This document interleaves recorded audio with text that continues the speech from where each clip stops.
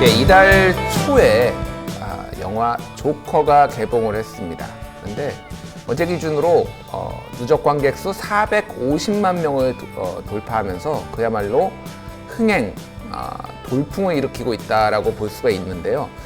저도 그래서 굉장히 시간이 없는데 지난 주말에 밤 11시에 상암동에 있는 메가박스에 가서 영화를 봤습니다. 근데 밤 11시임에도 불구하고 한 40-50명 정도가 같이 봤어요. 그래서 이게 지금 흥행은 흥행이구나. 그리고 여러 번 보는 분들이 굉장히 많다고 합니다. 2번, 3번 보는 분들이 많아서 굉장히 사회적 신드롬으로까지 이제 번지고 있다라고 볼 수가 있는데, 그래서 영화 조커가 도대체 어떤 이유로 이렇게 흥행을 하고 있고 앞으로 이것이 던지는 어떤 시사점, 이런 것들이 무엇인지를 전문가를 모시고 오늘 얘기를 나눠보고자 이렇게 모셨습니다.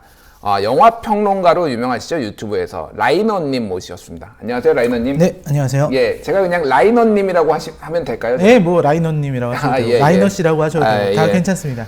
뭔가 약간 이상해서 이게 대부분 이름으로만 부르다가 아이디나 이 닉네임으로 부르는 게 제가 처음이라서 라이너님으로 부르겠습니다. 예. 네. 제가 올리신 거를 봤어요. 조커에 대해서. 그러니까 먼저 소개를 해야 되겠네요. 그러니까 라이너님은 아시는 분, 유튜브를 많이 보시고 문화 쪽을 좋아하시는 분은 아마 다 아실 거예요. 근데 모르시는 분이 있으니까 소개를 드리자면은 먼저 라이너 TV라는 유튜브 채널을 운영하고 계시고, 그 다음에 라이너 컬처 쇼크라는 채널을 운영하는데, 라이너 TV는 게임 쪽, 그리고 라이너 컬처 쇼크는 영화 쪽, 영화 리뷰를 주로 하시는 거예요. 그래서 저는 사실은 제가 게임을 굉장히 좋아하거든요. 그래서 뭐 워크래프트 시절부터, 예전부터 굉장히 팬이라서 라이너 TV로 먼저 제가 사실은 접했어요.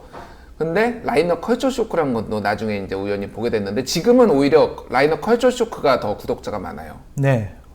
이게 아무래도 영화라는 장르의 범용성 때문에 그런 것 같아요. 그렇죠. 그런 것도 있고, 이제 제가 전공과 그리고 제 어떤 조금 더 저의 전문 분야에 맞는 곳이 영화이기도 했고요. 그러시구나. 그리고 이제 영화 콘텐츠에 조금 더 신경을 많이 쓰고 심혈을 기울이다 보니까 사실 게임 TV를 처음 시작했을 때는 저는 그냥 유튜브는 게임을 해야 되는구나 이렇게 그렇죠. 생각해서 사실 만든 거라서 어떤 저의 어떤 제가 가지고 있는 자질과 좀 상관없는 콘텐츠들이 나오기도 했었어요. 그래서 물론 지금은 제가 잘할 수 있는 콘텐츠들로 하고 있지만 그런 좀 부침이 있었기 때문에 이 경험을 딛고서 컬처 쇼크를 만들었을 때는 훨씬 더 제가 잘할 수 있는 것들을 할 수 있었죠. 그렇군요. 네. 아니, 라이너 TV에서 만드신 월드 오브 워크래프트 영상물 같은 경우에는 아마 국내에서 제일 잘 만드시는 것 같아요. 제 개인적인 느낌으로는. 저는 뭐 와우라는 게임을 좋아해서 동지를 만난 느낌입니다. 그렇군요. 이게 대한민국 방송 진행자 중에서 무슨 게임 좋아하고 이런 사람 거의 없어요, 사실은. 그러네요. 네, 제가 원래 좀 마이너리티합니다. 알겠습니다. 영화 이제 조커에 대해서 좀 더 얘기를 하고 뒷부분에 라이너님에 대해서 조금만 더 개인적인 얘기를 했으면 좋겠어요. 일단 영화 조커를 저는 너무 슬프게 봤어요. 굉장히 슬프더라고요. 영화 먼저 이거 말씀을 드려야 되는데, 지금 이 방송에는 영화 조커의 스포일러가 있습니다. 그래서 만에 하나 영화 조커를 전혀 모르신 채로, 내용을 모르신 채로 보시고 싶으신 분은 이 방송을 안 보시는 게 좋을 것 같고요. 왜냐면은 솔직히 편안하게 얘기를 해야 되는데 스포일러 신경 쓰면 저희가 얘기를 못 하니까 그걸 아시고 이 영화를 방송 시청해 주시기 바라고요. 너무 슬펐어요, 일단 저는. 저의 느낌은 이거는 히어로물이 아니구나. 저는 약간의 히어로물인가? 이렇게 영화 조커라는 게 사실은 배트맨 시리즈의 악당이잖아요. 그래서 조커의 탄생하면은 뭔가 굉장히 조커라는 캐릭터 자체가 기괴하고 공포스럽고 그런 게 어느 정도 있기 때문에 그런 어떤 빌런이 탄생하는 그 과정에 대해서 굉장히 좀 히어로물 같이 만들 줄 알았는데, 그게 아니라 이거는 뭐라고 해야 될까요? 굉장히 슬픈 한편의 서사극을 본 것 같은 느낌? 감독은 왜 이런 영화를 이런 식으로 만들었나요, 이거를? 사실 많은 분들이 그렇게 만화적인 걸 좀 기대를 하시죠. 그렇죠. 왜냐면 만화 원작이 캐릭터고 하다 보니까 그걸 기대를 하셨는데 사실 이 감독이 만들고 그리고 호아킨 피닉스가 이제 연기한 조커는 만화 캐릭터라고 보기는 되게 어려운 지점들이 있어요. 그러니까 기존의 어떤 히어로 영화에서 나오는 그런 빌런의 문법이라든지 네. 이런 거랑은 아주 무관하게 완성된 작품이라고 봐야겠죠. 그래서 사실은 이 감독이 이 조커라는 캐릭터, 네. 여기서는 아서 플렉이라는 캐릭터인데 아서 플렉이라는 거는 가공의 인물인 거죠? 그러니까 원래 원작 조커가 이름이 아서 플렉인 건가요? 아니에요. 그러니까 가공의 인물이죠. 원작 코믹스나 이런 데서는 조커가 어떻게 탄생했는지가 제대로 나온 작품이 없거나 아, 그래요? 나오더라도 그 기원이 제각각이었어요. 근데 이렇게 아서 플렉이라는 캐릭터를 만들어 놓고 기원을 제대로 얘기한 거는 이 영화가 처음이었죠. 그래서 이 영화를 통해서 사실 이 감독이 전달하려고 하는 거는 사회의 어떤 구조적인 불평등, 예. 그리고 세상에서 가장 소외된 곳에서 악이 자랐다라는 걸 표현하고 싶은 거거든요. 그리고 거기에 아주 비극적인 주인공으로 아서 플렉이 제시가 된 거죠. 네. 그 사람이 이제 나중에는 배트맨의 숙적이 되는 예. 조커로서 깨어나게 되는 이런 이야기를 담은 거죠. 그 이제 뭐 구조적인 불평등 말씀을 하셨으니까 좀 더 그 얘기를 좀 해야 되고, 아무래도 저희 방송이 시사 프로그램이고 사실 모신 이유도 영화 조커가 흥행을 하고 있다라는 것도 있지만은 이 영화에 담은 메시지, 담긴 메시지 때문에 또 이렇게 좀 그 얘기를 나누고 싶어서 라이너님을 모신 건데, 일단 정신 질환을 앓고 있어요. 네. 주인공이 웃음을 멈출 수 없는 정신 질환. 그래서 시도 때도 없이 웃는데, 저는 굉장히 인상적이었던 게 뭔가 코미디를 보는데 이 주인공이 남들이 웃을 때는 가만히 있다가 남들이 가만히 있을 때 혼자 웃어요. 이 웃음의 포인트가 계속 어긋나는 이 지점이 이 사람이 뭔가 사회 부적응자거나 뭔가 남들과 굉장히 다른 사람이구나라는 거를 감독이 묘사를 하고 싶어 했던 것 같아요. 그러면서 어쨌든 굉장히 차별적인 대우를 받는 장면들이 나오고, 또 하나는 정신질환이 있어서 계속 상담을 하는데 그 상담소가 폐쇄가 되잖아요. 예산이 없다라고. 그래서 가장 어떻게 보면 소외받았던 사람인데 그 사람에 대해서의 어떤 뭐 손길, 사회 손길이 지원이나 이런 것들이 하나씩 끊기는 모습. 그러면서 그런 것들이 끊기지 않았으면은 어떻게 보면은 이 사람은 이런 괴물 아니면 뭐 이렇게 살인까지 저지르는 캐릭터가 되지 않았을 수도 있겠다라는 거를 감독이 전달하려는 건가? 라는 저는 그런 식으로 읽었거든요, 이 영화를. 어떻게 제가 본 게 어떤, 맞는 건가요? 어떻게, 뭐 이게 영화가 맞다 틀리다는 없죠, 사실. 네. 맞다 틀리다는 없지만 이제 너무 아주 디테일하게 잘 보신 것 같아요. 그러니까 사실 이 영화에서 나오는 정신질환 같은 경우에는 몇 가지 어떤 기능을 하고 있다고 볼 수 있겠는데, 하나는 말씀하신 것처럼 이제 아서 플렉이 웃는 지점, 포인트가 다르다라는 거. 그 다음에 이 사람에게 웃음이라는 거는 이런 그 잔기침처럼 나오는 거거든요.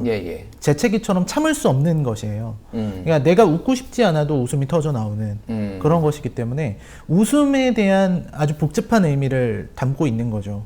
그리고 그래서 사실 이 웃음이라는 게 이 아서 플렉에게는 큰 상처입니다. 왜 상처냐면 내가 웃는 것도 상처고 다른 사람이 나를 보고 비웃는 것도 상처거든요. 자기는 비웃음의 대상밖에 되지 못하니까. 실제로도 이제 아서 플렉이 유일하게 웃음을 지어주는 건 어린 아이들밖에 없어요. 그 아이들만이 순수하게 아서 플렉으로 바라보고 이 사람의 연기에 웃어줄 수 있습니다. 근데 부모들은 이 사람을 접근하지 못하게 만들죠. 그 자동차에서 버스에서 이동하는데 아이가 웃고 있는데 흑인 엄마가 왜 우리 애한테 이러냐고 그러면서 뭐 못하게 제지하는 장면, 그런 것들이 좀 상징적인 거군요. 아주 상징적이고요. 그 다음에 이제 자기를 비웃는 이 시선들에 대해서 상처를 많이 입게 되잖아요. 특히 이제 그 머레이 프랭클린이라고 로버트 드니로가 연기한 그 쇼호스트 진행자가 자기를 비웃을 때 그러한 어떤 비웃음들이 자신을 모욕하게 만드는, 자신을 비참하게 만드는 그런 것들이죠. 그리고 이제 그 전의 조커들은 이제 사실 히스 레저의 조커가 있었고, 그 다음에 그 전에는 잭 니콜슨의 조커가 있었는데 그 조커들은 전부 다 입에 상처가 있습니다. 근데 아서 플렉은 입에 상처가 없어요. 대신 이 사람은 마음의 상처가 있는 거예요. 그래서 입을 그려내는 거죠. 자신의 상처를 표현한 게 그 조커의 분장이거든요. 그래서 그런 부분의 면들이 있고, 근데 사회 구조적인 부분은 이제 진짜 디테일하게 보신 부분이 약이 끊기는 장면입니다.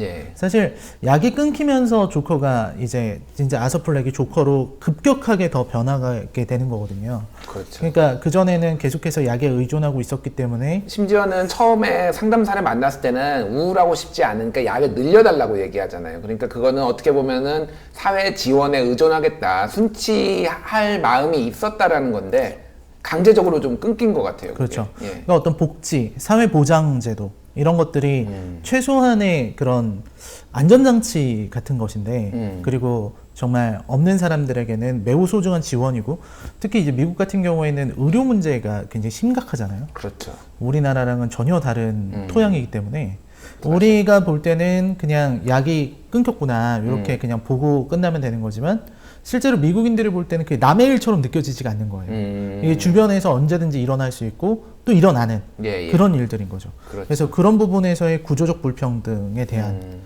이야기다. 특히 이제 영화의 배경을 많이들 말씀을 하세요. 예. 이제 보면은 뭐 파업이 일어나서 환경미화원들 파업이 일어나고 이래서 이제 거리에 쓰레기 더미가 이렇게 있고 거대 쥐가 막 나오고 그러거든요. 슈퍼렛이라고 예. 보통 거기서 표현을 하죠. 예. 그거를 보는데 이제 첫 장면에 이제 앞부분 장면에서 조커가 그 뉴스 장면이 나오고 거기서 이제 조커의 모습을 보여주죠. 아서플렉의 모습을. 예. 아서플렉이 이렇게 분장하고 있는. 그러니까 그러한 어떤 사회적인 구조적인 문제들이 이 사람을 조커로 만들고 있다는 걸 암시하고 있는 거거든요. 그래서 사실은 그런 구조적인 문제 안에서 악이 탄생한다는 그런 이야기인 거죠. 그래서 불평등의 문제를 말할 수 있겠습니다.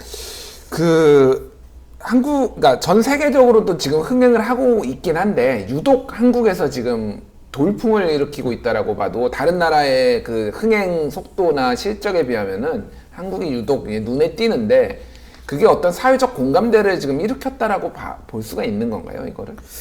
저는 요거는 한 3가지 정도 이유가 있다고 생각하는데 예. 하나는 우리가 히어로 영화에 대해서 어떻게 보면 충성도가 높은 뭐 팬들이 많습니다. 마블, 뭐 예. MCU나 뭐 굉장히 그렇죠. 충성도가 높죠. 예. 마블 같은 경우도 정말 우리나라가 거의 세계적으로도 매우 높은 수준. 원래 우리나라 영화 시장이 작지가 않습니다. 예. 그러니까 우리가 세계 경제에서 차지하고 있는 그 비중보다 영화계의 비중이 더 높아요. 그러니까 세계 경제에서 제가 통계가 정확하지 않겠지만 뭐 1, 2% 왔다 갔다 하는 것 같은데 예. 영화 시장으로는 3, 4% 정도 되기 때문에 세계 순위로 한 5위쯤 합니다. 그러니까 미국, 중국, 일본, 인도, 영국, 한국 이 정도 혹은 영국, 한국, 인도 이렇게 왔다 갔다 하는데 이게 뭐 장점, 그러니까 긍정적인 부분이 있고 부정적인 부분이 있을 텐데 이를테면은 다른 여가 활동을 잘 못하고 그렇죠. 오직 영화만 가서 할 그러니까 수 있는 게 우리의 어떤 삶의 질이 높다는 건 아니죠. 예. 다른 어떤 공연 문화라든지 또 우리가 즐길 수 있는 그런 문화적인 것들이 많지 않기 때문에 그리고 또 이제 이런 멀티플렉스 영화관들이 이 대기업들이 워낙 이제 공격적으로 예. 구석구석 들어오기 때문에 영화를 접하기 좋은 환경이 되었고 그러다 보니까 이제 영화 쪽으로 몰리는 이런 게 있긴 하죠. 아무튼 그 시장은 기형적으로 큽니다. 예. 게다가 이제 우리는 그 여러 가지 히어로 영화에 익숙합니다. 그러니까 조커에 대한 관심도가 높을 수밖에 없는 상황이었다. 그 다음에 두 번째로는 이제 작품성 높은 영화에 대한 갈증이 있다고 생각이 들어요. 그러니까 한국 영화들이 최근에 나오는 영화들 보면 너무나 판에 박힌 그런 영화들만 나오거든요. 근데 반면에 가끔씩 이제 곡성이라든지 예. 혹은 뭐 기생충 이런 영화들이 나오면 관객들이 호응을 해주거든요. 그리고 그런 좋은 영화 뭐 얼마 전에 사바하도 있었습니다만 예. 그런 좋은 영화를 보면은 저처럼 이제 유튜브 하는 사람한테도 계속해서 이걸 해석을 해달라 분석을 해달라라고 말씀들을 많이 하세요. 그러니까 이제 우리나라 관객들이 영화를 보다 보니까 좋은 영화에 대한 작품성 있는 영화에 대한 이런 갈증 그리고 이걸 보고서 영화를 좀 이야기를 나누고 싶어하는 그런 욕심들이 있었다. 그 두 번째 이유인 것 같고 세 번째 이유가 이제 구조적 불평등에 공감했다. 라는 부분입니다. 사실은 이것도 좀 디테일하게 생각을 해봐야 되는데 예. 이 영화는 구조적으로 아서플렉에게 공감하게끔 만들어져 있어요. 그렇죠. 예. 예, 이 영화의 구성은 어쩔 수 없이 영화를 보다 보면은 공감하게 돼 있습니다. 공감하게 돼 있어요. 아서플렉의 그 괴로웠던 삶들 그리고 그를 괴롭혔던 것들을 보여주고 마지막에 그것이 아서플렉의 폭력 조커의 폭력으로 카타르시스를 얻게끔 만드는. 그래서 해외에서는 약간 폭력을 미화하는 것 아니냐라는 그렇죠. 논란도 좀 있었어요. 자연스럽게 폭력으로 인해서 카타르시스를 느끼게 하니까 저거 괜찮은 거 아니야? 저 정도는 우리가 이렇게 좀 공감하게 되는 문제점들. 어쨌든 예. 네, 그런 것들이 있어서 공감하기가 좀 쉽고, 그 다음에 이제 사회 구조의 문제. 예. 여기서 이제 나오는 정말 그 아주 현실적으로 어려운 노모를 모시고 살면서 나라의 지원을 받고 또 일자리를 얻기가 힘든 네. 그리고 꿈은 좌절되는 이런 거잖아요. 근데 사실 얼마 전에 우리나라에서 엑시트라는 영화가 크게 흥행했을 때 그렇죠. 저는 똑같은 걸 느꼈거든요.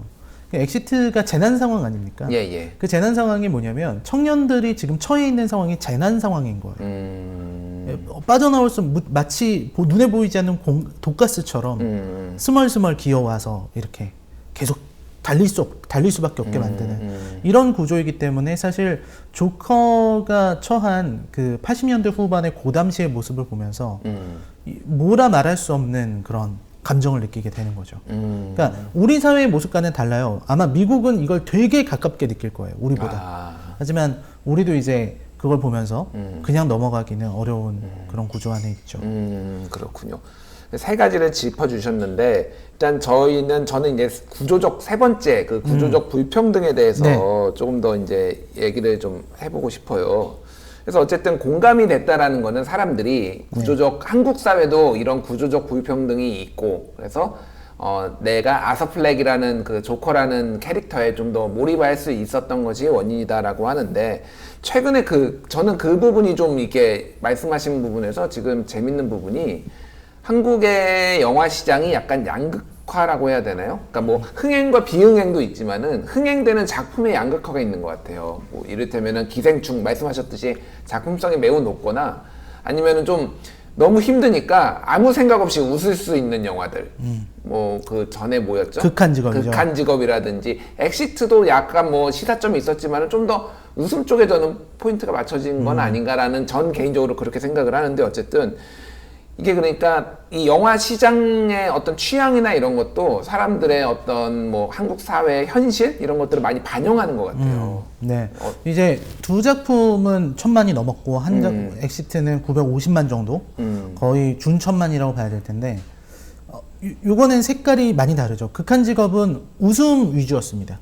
진짜 웃음 위주였고 그렇게 뭐 작품성이 높은 영화는 아닌데 근데 이제 극한 직업을 사람들이 이렇게 마음 놓고 웃을 수 있었던 이유는 또 거기 안에 상황이 사실은 우리들의 어떤 소시민들의 삶을 이렇게 그린 거거든요. 그러니까 이게 정말 경찰 생활하면서 네. 박봉에 시달리고 그 다음에 치킨집을 차렸는데 장사가 잘 돼. 이게 웃어넘길 수 없는 거잖아요. 그렇죠. 치킨집을 망해야 제맛이다. 뭐 거의 그런 분위기잖아요. 지금 그러니까 그 사회가. 지금 우리나라의 치킨집 숫자가 뭐 전 세계 맥도날드보다 많다. 그 정말이요? 와. 그런 얘기가 떠돌더라고요. 돌고 있다. 예. 네, 그 정도로 이제 치킨집이 많다고 하는데 그런 부분에서 이제 공감할 수 있는 웃음이었던 거고 엑시트는 웃음보다는 저는 좀 시의성이 좀 있다. 시의성. 라고 생각을 해요. 왜냐면 청년들의 이야기이기 때문에. 이 달리는 청춘들을 보면서 이게 그냥 오락 영화네라고 볼 수도 있겠지만 그 안에 담겨 있는 메시지들이 진짜 만만치 않은 영화였습니다.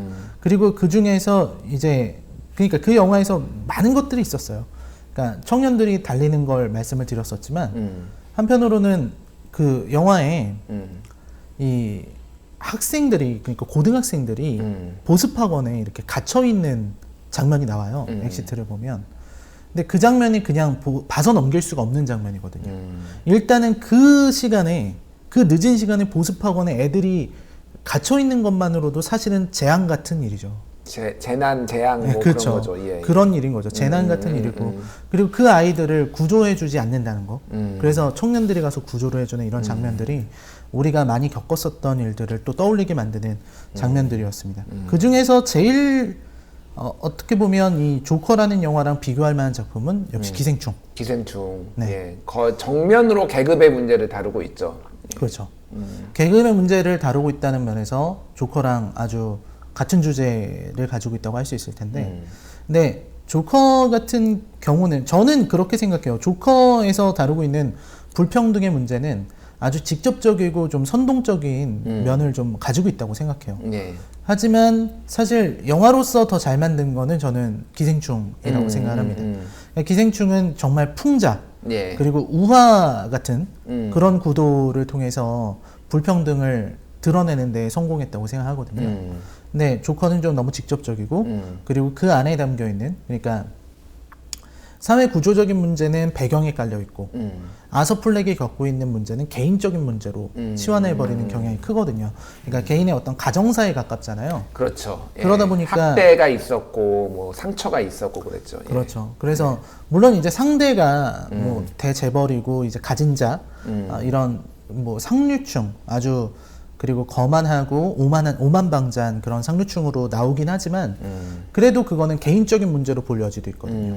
근데 기생충은 정확하게 계급이 나눠지고 그렇죠. 그 계급에서 나오는 상황들이 아주 재치 있게 들어가 있기 때문에 작품성이라는 측면에서는 저는, 그리고 또 불평등을 드러냈다는 측면에서는 기생충이 아주 훌륭했다라고 생각을 합니다. 두 가지 영화를 지금 말씀해 주시니까 공통점이 있네요. 그러니까 그 주인공들이 사회적으로 멸시를 당하다가 결국은 총이나 뭐 이런 흉기로 살해를 하는 것으로 이어지는 그런 공통점이 있군요. 그러니까. 그렇죠. 폭력으로. 폭력으로. 근데 이제 기생충에서 나오는 폭력은 사실은 그 아서 플렉의 폭력과는 조금 다른 폭력이죠. 그러니까 아서 플렉은 폭력을 휘두르는 이 휘두르는 상황을 보면 아서 플렉은 그 순간 자살도 생각을 했었다는 생각이 들어요. 그렇죠. 마지막에 그 장면이 있었잖아요. 저기 그 쇼에 나가기 전에 총으로 스스로 이렇게 자기 입에다가 목 밑에다가 이렇게 겨눠보기도 하고 그런 것들은 그래서 삶의 의미가 없다. 나는 여기에서 더 이상 뭐 그런 식으로 저는 해석을 했었거든요. 네. 예. 그런데 반면에 이제 여기서 그 송강호가 예. 폭력을 휘두르는 장면에서 송강호는 그 전까지만 해도 그야말로 기생충의 삶을 살고 있었다가 그 다음에 어느 순간 그 상류층의 부정이라고 해야 될까요? 혹은 악이라고 해야 될까? 그런 위화감을 눈치를 챈 거거든요. 그러니까 어떤 위선의 본질을 파악했다라고 해야 되겠죠. 그 상황에서 이제 폭력을 휘두르게 됩니다. 그 장면이 좀 다르죠. 아서 플렉은 그 상황에서 자살을 할까 쏠까? 요거를 고민을 하다가 쏘는 걸 선택을 했어요. 분노를 표출하는 방식을 그렇죠. 선택을 했습니다. 그래서 다분히 아서 플렉은 좀 감정적이고 송강호는 다분히 상징적이죠. 네, 그런 차이가 있다고 봅니다. 그렇군요. 어찌됐든 이 구조적, 지금 오늘 문재인 대통령이 국회에서 시정연설을 했는데 공정이라는 단어를 아마 제가 알기로는 27번인가? 뭐 이 정도로 얘기했을 정도로 지금 공정성이 화두가 됐어요. 이 대한민국 사회에. 이제 조국 사태로 인해서 불거진, 뭐 제가 정치 얘기를 하려는 건 아니고 공정하지 않다라고 느끼는 이 대한민국 사회, 특히 20대, 뭐 30대의 이제 뭐 젊은 분들이 공정하지 않다라고 느끼는 것, 그리고 이 영화의 흥행, 이거는 어느 정도 관련이 있다라고 보는 게 맞을까요, 그러면? 이게 조커가 가장 그 사람들의 공감을 드러내고 있는 부분은 역시 조커가 항상 하는 얘기예요. 예의가 없는 세상. 예의가 없는 세상. 세상이 너무 나에게 무례하다라는 얘기를 해요. 근데 이 무례함이라는 게 저는 두 가지 의미로 생각이 들거든요. 하나는 정말 다른 사람을 공격하는. 그러니까 저도 이제 유튜브를 하다 보면은 사람들이 어떻게 이렇게 나에게 무례하지? 어떻게 악플 달고 막 정말 조커가 쏜 이유가 있구나. 정말 너무 무례하다. 정말 배려가 없다. 이런 생각이 드는데 그러한 무례함, 그런 무례함, 사람을 비웃고 공격하는 무례함이 있는가 하면 사실은 조커가 말한 무례함은 세상이 이 가지지 않은 자들, 조커와 같은 아서 플렉과 같은 사람들에게 최소한의 예의를 보이지 않는다는 거예요. 그러니까 어떤 인간으로서의 어떤 존엄함 같은 게 지켜져야 되는 거잖아요. 그리고 이들도 삶을 살아가고 있기 때문에 그 삶의 어떤 공간이라든지 어떤 삶의 그런 최소한의 것들이 보장이 돼야 되는데 그런 것들을 전혀 지켜주지 않고 깔아뭉개려고만 하는 거죠. 그걸 보고 조커는 무례하다라고 얘기를 한 거예요.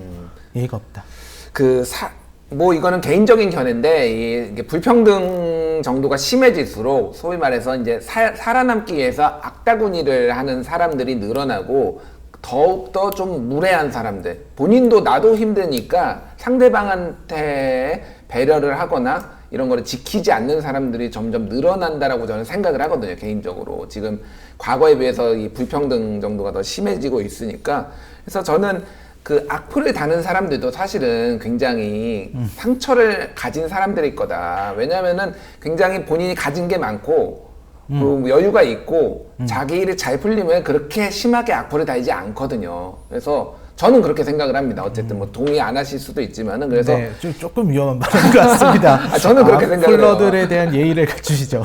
예, 알겠습니다. 그래서 어쨌든 어떤 지금 한국 악플러나 뭐 이렇게 공격적으로 예의가 없이 사람들을 대하는 거가 저는 이 사회 불평등화하고 분명히 연관이 있다라는 개인을 가지고 있고 한번 그거를 가지고 연구를 해보고 싶어요, 개인적으로. 제가 학자는 아니지만은. 악플러 심리 연구를. 악플러 심리 연구나 뭐 이런 것들을. 사회 구조와 악플러의 심리 뭐 이런. 뭐 그런 미디어 이용 행태와 뭐 이런 것들을 이걸 보시는 교수님들은 한번 연구를 해주시기 바랍니다. 제가 좀 너무 바빠서 요즘.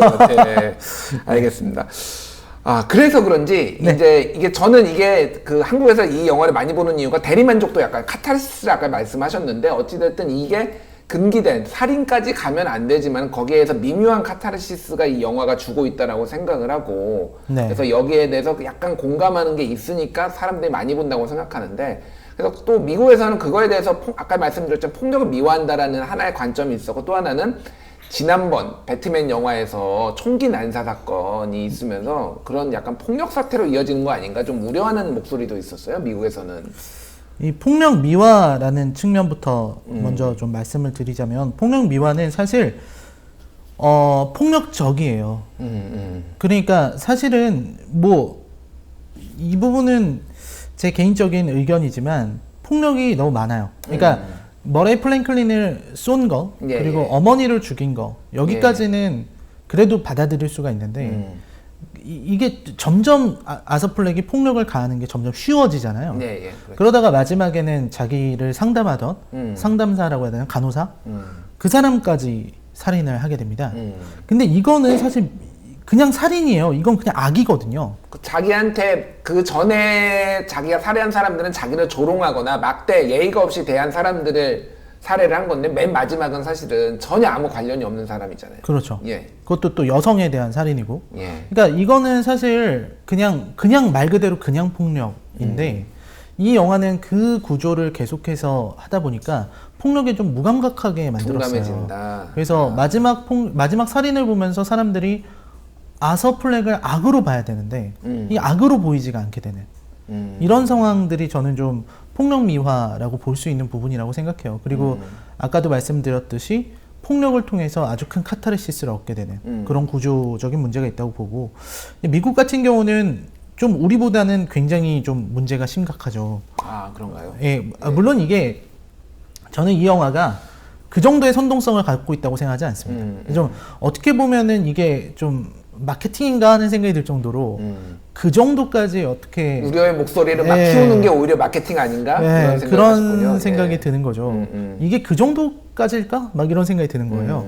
사실 뭐 비슷한 작품으로 마틴 스콜세지의 택시 드라이버 이런 영화를 많이들 얘기를 하는데 와, 이 영화 조커가 이 정도면은 지금 시대에 택시 드라이버 같은 게 나왔다가는 아예 상영 금지를 당하겠다 이런 생각이 들 정도예요. 근데 미국에서는 이게 좀 위험하게 느껴질 수 있는 게 전에 말씀드린 것처럼 다크나이트 라이즈 때 총기 난사 사건이 있었고 극장에서 그 다음에 미국에서는 이렇게 그 토크쇼에서 이런 살인이 일어난 사례도 있었다고 알고 있거든요.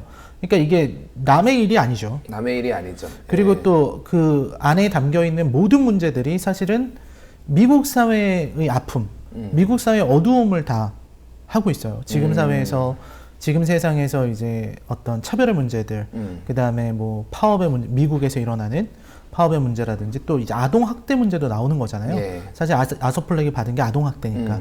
그 다음에 이제 의료 복지의 어떤 허점들 이런 부분들이 제시가 되고 있고 또 미국이란 사회가 워낙 또 불평등이 양극화가 극단적인 사회니까. 어마어마하죠, 거기는 정말. 그러니까 이 분노에 공감할 수 있겠다라고 미국은 생각하기가 쉽죠. 우리보다는 좀 더 민감할 겁니다. 아무래도 총기가 있어서 게다가. 그렇죠. 총기 규제와도 이게 관련이 있는. 그러니까요. 제가 그 다크나이트 라이즈 그 총기 난사 사건이 있을 때 제가 미국에 있었거든요. 그때 미국에 공부하던 때라서 있었는데 정말 난리가 났습니다. 그것 때문에. 그래서 네. 다 총기를 이제 그 영화 다음에는 이렇게 그 확인을 하더라고요. 네. 예. 총기를 가지고 들어가는지 안 가지고 들어가는지.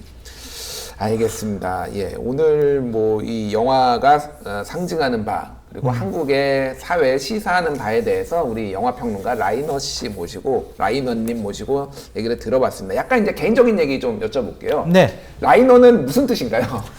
이제 라이너는 예. 제가 예전에 소시적에 좋아하던 시인이 라이너 마리아 릴케라고 해서 라이너 릴케. 네. 예. 근데 그 사람 이름이 원래 르네 마리아 릴케였는데 아. 그 사람 연인이 이제 루살로메라는 연인이 있습니다. 예. 그 연인이 듣기에 너는 르네란 이름은 좀 남자답지 못하다. 임팩트가 약하다.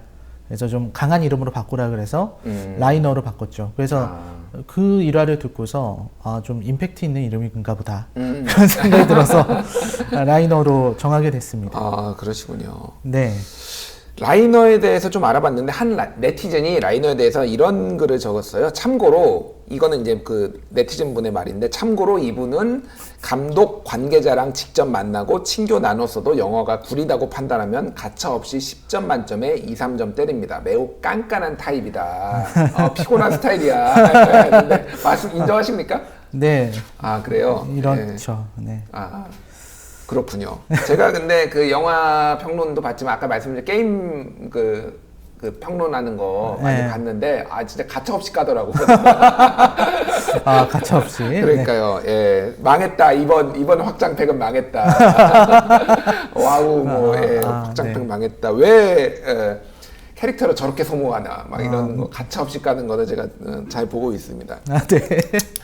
그러니까 유튜브를 하게 된 계기를 좀 말씀해 주시겠어요? 되게 이제 요즘 워낙 유튜브를 많이 하니까 이런 유명 유튜버들을 보면은 궁금해하는 시청자분들이나 뭐 꿈나무 이런 분들이 있어서 어떻게 이제 처음에 게임 유튜버 그리고 영화 유튜브를 하게 되셨는지 그거를 좀 설명해 주세요. 네, 계기가 저는 이제 두 가지 정도 계기가 있는데 처음에 게임 유튜버를 시작한 거는 사실 유튜버를 하기 전에 저는 하는 일이 따로 있었어요. 저는 글 쓰는 소설 쓰는 일을 했었었고, 그러시군요. 그다음에 이제 학원에서 이제 학생들 가르치는 일을 했었는데 그러다가 이제 좀 그 몸이 좀 안 좋아져가지고 일을 할 수가 없게 된 거예요.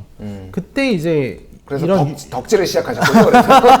그래서 유튜버가 있다. 유튜브로 영상을 만들어서 올리면은 이게 수익이 생긴다라는 걸 알게 됐고, 그래서 좀 고민을 했죠. 이게 내가 잘할 수 있을까? 근데 어느 정도는 할 수 있을 것 같아서 그때는 사실 유튜버의 종류가 많지 않고 게임 유튜버 정도밖에 없었던 시절이었어요. 그래서 그냥 게임 유튜버를 시작한 거죠. 그러다가 그게 이제 유튜버를 시작한 계기입니다. 잘할 수 있을 것 같아서. 그 다음에 영화 유튜버는 이제 제가 원래 예전부터 게임 유튜브를 하면서 게임 유튜브도 좋지만 게임이라는 게 저의 전공과는 그리고 제가 잘할 수 있는 것과는 거리가 좀 있었거든요. 게임 스토리를 전달하고 비평하는 건 좋지만 게임을 플레이하는 사람에서는 전 그렇게 매력적이지 않다고 스스로 생각을 해서 그래서 그러면 뭐 대도서관님 이런 분들이 잘하죠. 플레이하는 거. 네, 그래서 저는 조금 더 제가 잘할 수 있고 제가 가치 있다고 생각하는 콘텐츠를 해야겠다. 그때 생각한 게 내가 영화 리뷰하면 난 정말 잘할 수 있는데 내가 원래 글 쓰던 사람이고 또 이런 비평 잘할 수 있으니까 그렇게 얘기만 하고 있다가 이제 여자친구랑 헤어졌죠. 슬픈 얘기네요. 네, 여자친구랑 그 영화 톰 크루즈 나오는 미이라를 봤습니다. 미이라. 네, 그런 영화 보니까 헤어지는 거예요. 그래서 미이라를 보고서 나는 그 전까지 생각했던 영화 유튜버를 이제야 해야겠다. 그 실현의 아픔 속에서 그 명대사가 나왔죠. 미이라는 졸작입니다. 졸작입니다. 그 리뷰 시작합니다 하면서 이제 첫 영화 리뷰를 시작했는데 첫 대사가 시작합니다 다음에 나온 대사가 이제 미이라는 졸작입니다. 졸작입니다. 그게 저의 스타트죠.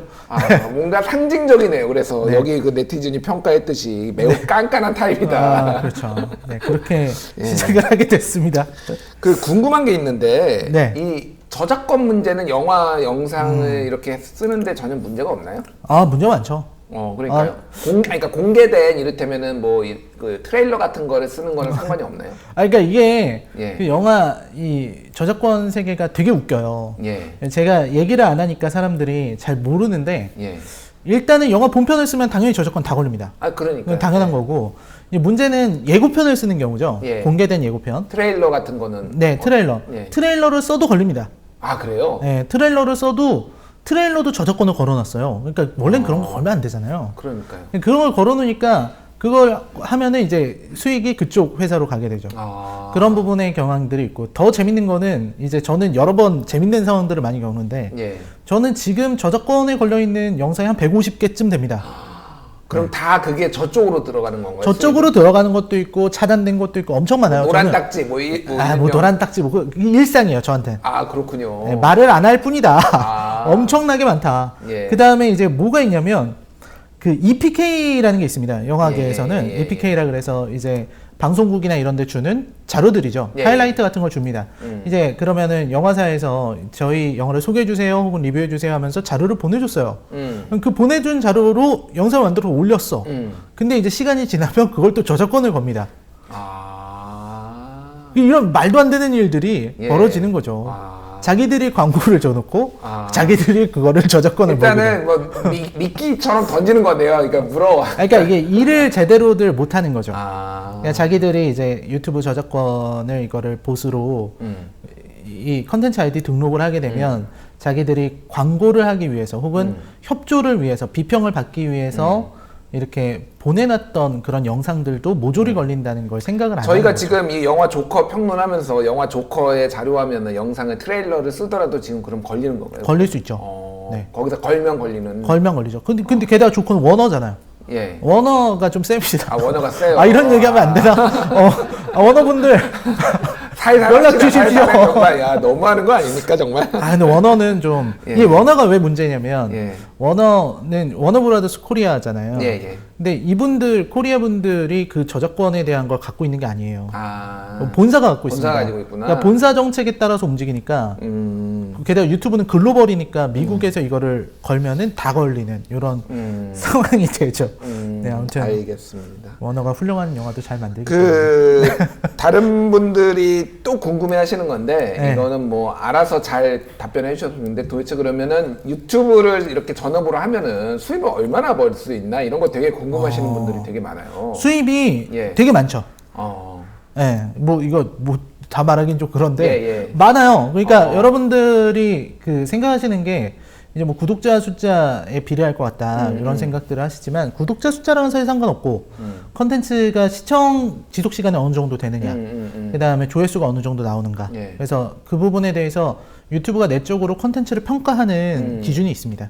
그 기준 일정 수준을 넘어가면은 이제 광고가 아주 비싼 게 붙어요. 그러면 이제 광고료가 많이 늘어나죠. 그렇군요. 그래서 그런 어떤 유튜브 광고 수익만으로도 되게 고수익이고 그 다음에 이제 그 외에 기타 여러 가지 수입들이 들어오게 되죠. 그러니까 저는 이제 유튜브를 하지 않았으면은 뭐 지금처럼 공중파를 나간다든지 이런 일들은 없었을 테고 그 다음에 뭐 여러 가지 강연, 뭐 GV 혹은 뭐 홍보 여러 가지 그러게요. 광고 제한이라든지 이런 것들이 있다 보니까 이제 유튜버의 수익이 확 늘어나는 거고 그리고 유튜브 채널 수익도 작지 않습니다. 네, 높은 수준이다. 그 GV 말씀하셨는데 이거 GV가 뭔지를 모르시는 분들이 좀 있으니까 이게 GV가 뭐의 이니셜이고 어떤 건지 좀 말씀해 주세요. GV는 이제 게스트 비지트인데 영화 끝나고 나서 제가 하는 거는 영화 끝나고 나서 제가 나가서 예. 바로 이제 영화에 대한 해설을 해드리는 거죠. 아. 영화 보시고 나서. 유료인가요 그러면? 그렇죠. 아 그렇군요. 그러니까 여러 가지가 있는데 제가 하는 그 신도림에서 하는 그런 시네큐라는 영화관이 있어요. 예, 예, 거기서 예. 하는 게 인수분해라는 프로그램이 있는데 예, 인수분해 예, 또 봤습니다. 예, 그거는 제가 좋다고 생각하는 영화를 상영하고 그러니까 10,000원만 내고 오시면 돼요. 10,000원 내고 오시면은 그 옛날 영화도 가끔 하시는 거죠? 예. 약간 시간이 지난. 요즘은 주로 옛날 영화 위주로 하는데 이번 주에는 이제 어떤 거 하세요? 그랜드 부다페스트 호텔. 그랜드 부다페스트. 예, 전 그거를 이제 되게 영화관에서 재밌게 잘 봤어요. 그거. 예, 와서 보고 이제 끝나고 나면 제가 이제 1시간 정도 이렇게 해설을 해주고 관객과 대화하고 사인을 하고 뭐 그런 그런 겁니다. 그렇군요. 예, 그런 걸 예. 하고 있죠. 사실은 저보다 훨씬 유명하신 분이 제가 이렇게 모셔놓고 인터뷰하는 게 좀 어색합니다. 사실은. 예, 알겠습니다. 뭐 책으로 이번에 유튜브 하시려고 한다는데 그 얘기 조금만 해주시죠. 예, 제가 또 유튜브 채널 사업을 하고 싶어서 채널을 늘려나가는 과정인데 올해 시도하는 채널이 2개가 있습니다. 네. 그 하나가 이제 책 채널이에요. 그래서 바로 곧 이제 만들 건데 제가 책을 소개하고 책에 대한 리뷰를 하는 그런 아까 문청 네. 젊었을 때 소설 쓰신 아니 뭐 지금도 젊으시지만 어쨌든 그렇습니다. 소설 쓰려고 하셨다는 얘기 듣고 이게 소설을 실제로 써서 책도 출간했습니다. 그러세요? 네.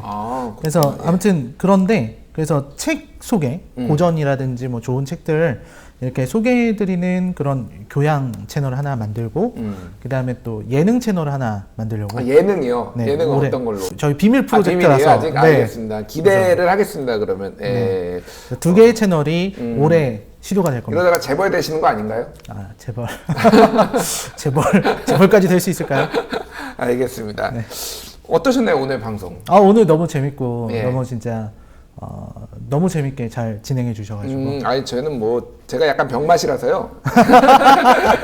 가끔 한번 나와서 이렇게 사회적으로 의미 있는 영화들이나 뭐 이런 것들 같이 한번 뭐 방송해 보시는 거 어떠실까요? 그럼요. 예, 네. 저희 시청자분들이 굉장히 수준이 높으세요 또 그래서 한번 같이 이렇게 저보다 훨씬 유명하신 분들만 좀 모시거든요. 그래서 라이너님 나오신다니까 제가 약간 팬심이 있어요. 아까 말씀드렸지만 오래전부터 게임 하시는 거 봐가지고. 호드이신가요? 저 호드입니다. 예, 같은 호드에서. 같은 호드. 얼라는 뭐 좋아하지 않습니다. 네. 록타 오가르로 외치면서. 자, 그러면은 방송 마무리는 록타 오가르로 외치면서 끝낼까요?